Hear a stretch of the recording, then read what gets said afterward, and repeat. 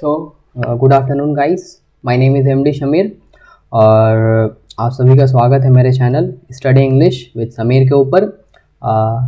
ये मेरी first video है guys, so please support me and please subscribe and like my channel and please don't forget to share it with your friends cause किसी अहम महान शख्स ने ही कहा था गाइस के नॉलेज बांटने से बढ़ता है। सो टाइम वेस्ट किए बगैर मैं अपनी आज का वीडियो को शुरू करता हूं और आज के हमारी वीडियो का टॉपिक है fathers help by R K Narayan, जो कि वेस्ट बंगाल बोर्ड के 10th क्लास के सिलेबस का पहला ही चैप्टर है गाइस। सो स्टूडेंट्स, शुरू करते हैं आज की हमारी video father's help by R K Narayan. So guys, so students, story को पढ़ने से पहले ये हमारे लिए बेटर होगा कि हम ऑथर के बारे में थोड़ी सी उनके लाइफ वर्क्स और उनके डेथ और पैदाइश के बारे में थोड़ी सी नॉलेज ले लें और स्टोरी के बारे में भी थोड़ी सी समरी जान लें। तो आर के नारायण का पूरा नाम रसीदपुरम कृष्णन स्वामी नारायण था। इनकी पैदाइश 1906 में हुई थी, यानी कि जन्म इनका 1906 में हुआ था और इनकी वफ़ात यानी कि मौत इनकी 2001 में हुई थी। Is one of the leading figures of early Indian literature in English. R K Narayan शुरुआती हिंदुस्तानी अंग्रेज़ी अदब के एक अहम कामयाब और अहम रहनुमा फिगर्स यानी कि रहनुमा लीडर्स में से एक हैं। His notable works include Malgudi days and the guide और मालगुडी डेज। इनकी नोटेबल यानी कि फेमस मशहूर वर्क्स में इंक्लूड है यानी कि शामिल हैं। ही वॉज अवॉर्डेड द साहित्य academy award in 1958 for the guide, और इनका एक नावल जो कि गाइड है उसके लिए उन्हें 1958 में साहित्य अकादमी अवार्ड से नवाजा गया था, यानी कि इन्हें 1958 में इनकी नावल गाइड के लिए साहित्य अकादमी अवार्ड दिया गया था। और स्टोरी के बारे में देखते हैं guys. The story and edited excerpt from Malgudi days. और ये जो स्टोरी है वो एक एडिटेड एग्जर्प्ट है। एग्जर्प्ट का मतलब यहाँ पर होगा गाइस एक टुकड़ा या फिर हिस्सा, यानी कि ये जो स्टोरी एक हिस्सा है जो कि मालगुडी डेज से लिया गया है। Is about a young boy called Swaminathan. वो एक नौजवान लड़के के बारे में है जिसका नाम स्वामीनाथन है, जिसे स्वामीनाथन कहा जाता है। वो is unwilling to go to school, जो कि स्कूल जाना नहीं चाहता है, but is forced by his father to attend school. लेकिन वो अपने पापा के ज़रिए मजबूर है स्कूल जाने के लिए। सो इन अ नटशेल गाइस, अगर हम अपने उन लैंग्वेज में बोले तो ये स्टोरी मालगुडी डेज से ली गई है और इसका मेन सेंट्रल कैरेक्टर एक नौजवान लड़का स्वामीनाथन है जो कि स्कूल जाना नहीं चाहता है। उसे स्कूल जाना बिल्कुल भी पसंद नहीं है, लेकिन अपने पापा के मजबूर करने की वजह से उसे स्कूल जाना पड़ता है। The story explores how through the events that follow. ये जो स्टोरी एक्सप्लोर करती है, एक्सप्लोर का मतलब गाइस होगा तहकीक करना, छानबीन करना या फिर सामने लाना, खोज करना है। जो स्टोरी है खोज करती है how through the events that follow, उन इवेंट्स यानी कि उन हालात, उन घटनाओं के ज़रिए जो कि होते हैं। Swami's original reservations about his teacher Samuel get transform considerably. कि स्वामी के जो ओरिजिनल रिजर्वेशंस यानी कि उसके जो सोच और ख्यालात होते हैं अपने टीचर सैमुअल के तय गेट ट्रांसफॉर्म्ड कंसिडरेबली, वो काफ़ी हद तक कंसिडरेबली यानी कि काफ़ी हद तक ट्रांसफॉर्म हो जाते हैं, यानी कि बदल जाते हैं, तब्दील हो जाते हैं, चेंज हो जाते हैं। सो गाइस, सो स्टूडेंट्स, हमने ऑथर के बारे में अच्छी खासी जानकारी हासिल कर ली है।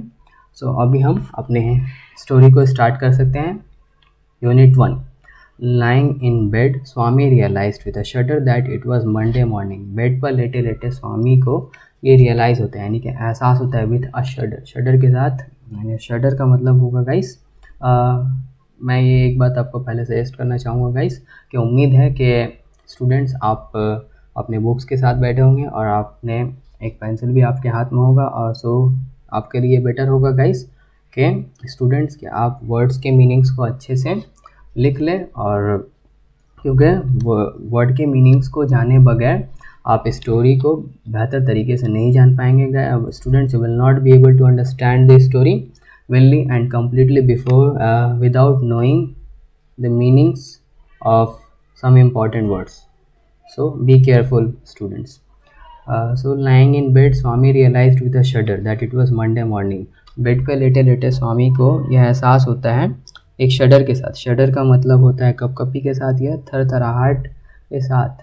सो स्वामी को कपकपी के साथ यह एहसास होता है कि that it was Monday morning, कि ये सोमवार की सुबह थी। It looked as the only a moment ago it was Friday.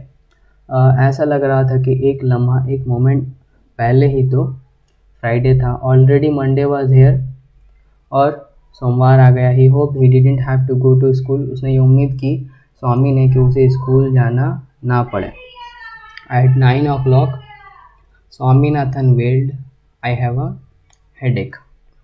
9 बजे स्वामीनाथन वेल करते हैं, यानी कि वेल करने का मतलब होगा चीखते हुए कहना या दर्द से कहना। स्वामीनाथन चीखते हुए कहता है कि आई हैव अ हेडेक, मेरे सर में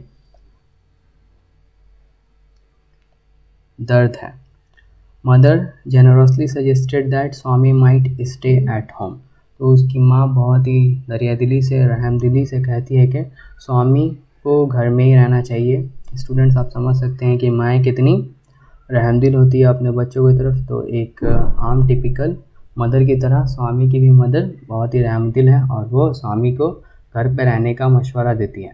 eight 9:30 when he ought to have been in the school prayer hall, 9:30 बजे जब स्वामीनाथन को अपने स्कूल के प्रेयर हॉल में होना चाहिए था, Swami was lying on the bench in mother's room. तो उस वक्त स्वामी अपने मदर के रूम के बेंच में सोया हुआ था। Father asked him, have you no school today? So students, माएँ तो बहुत ही रहमदिल होती हैं, लेकिन फादर्स उसके बिल्कुल ही अपोजिट होते हैं। और स्वामी के भी फादर वैसे ही हैं। वो स्वामी के मदर के रूम में आते हैं और पूछते हैं स्वामी से, have you no school today? तो स्वामी रिप्लाई देता है, हेडेक। स्वामी रिप्लाइड, जवाब देता है कि मेरे सर में दर्द है। यहाँ पर साइड में आप पिक्चर की मदद से स्टूडेंट्स देख सकते हैं कि किस तरह से स्वामी अपनी मम्मी के बेंच में लेटा हुआ है और उसके पापा उसके पीछे खड़े होकर के उससे सवाल पूछ रहे हैं। आप अपने बुक के नेक्स्ट पेज में 12 नंबर पेज में देख सकते हैं स्टूडेंट्स। ये आपके बुक में भी दिया गया है, ये इंसर्टेड है आपके बुक में भी। तो आप वहाँ से देख सकते हैं, आपको पिक्चर के ज़रिए अंडरस्टैंड करने में मदद मिलेगी। तो हेडेक, स्वामी रिप्लाइड, स्वामी जवाब देता है कि मेरे सर में दर्द है। Nonsense, dress up and go. तो उसके पापा बोलते हैं कि बकवास मत करो, कपड़े पहनो और स्कूल जाओ। हेडेक, स्वामी फिर जवाब देता है कि मेरे सर में दर्द है। तो उसके पापा बोलते हैं कि loaf about less on Sundays and you will be without a headache on Monday. तुम संडेज को कम आवारागर्दी किया करो। यहाँ पर लोफ का मतलब होगा आवारागर्दी करना। And you will be without a headache on Monday, तो तुम्हारे सर में दर्द नहीं होगा। मतलब तुम यहाँ पर पापा कह रहे हैं कि तुम हॉलीडेज़ को यानी कि संडेज़ को अपने दोस्तों के साथ कम आवारागर्दी किया करो, तो तुम मंडेज़ को तुम्हारे सर में दर्द नहीं होगा। Swami knew how strict his father could be. Swami जानता था कि इसके पापा कितने स्ट्रिक्ट हो सकते थे।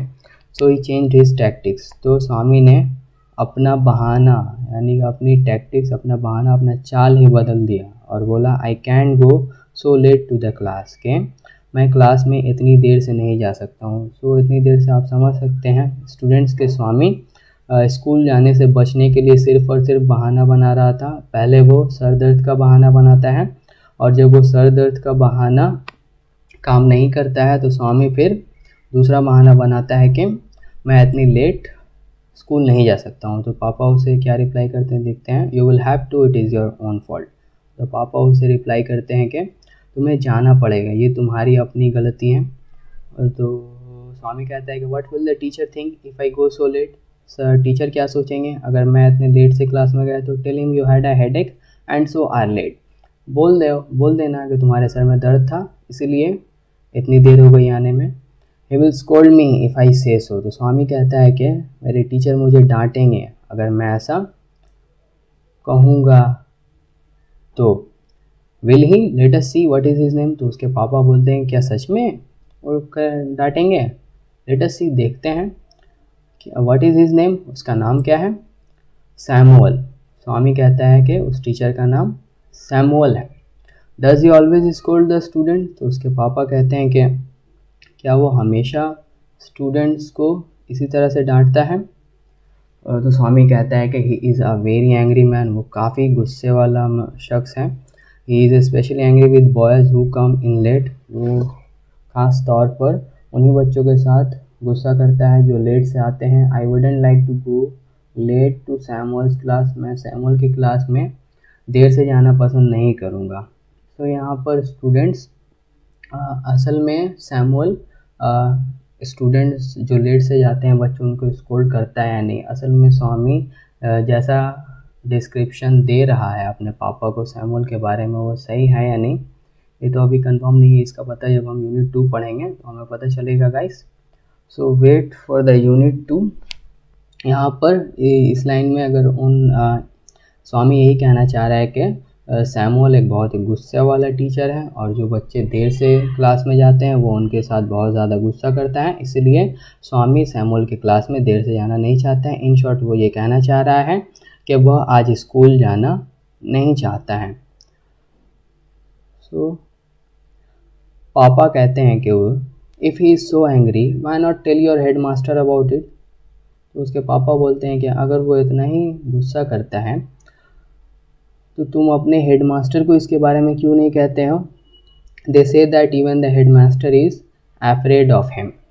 सो स्वामी कहता है कि लोग कहते हैं कि यहाँ तक कि हेड मास्टर भी सैमुअल से डरता है, हेड मास्टर को भी बता करके कोई फ़ायदा नहीं होगा।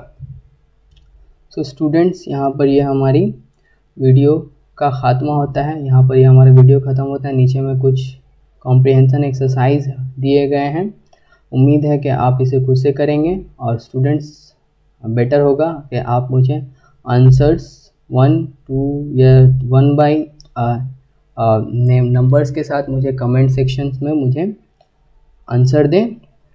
सो तब तक के लिए मैं विदा लेता हूँ। Wait for the next video in which I will talk about unit 2. I will describe or explain unit 2. So till then, stay protected, stay in your homes, students. Bye bye, shabba khair.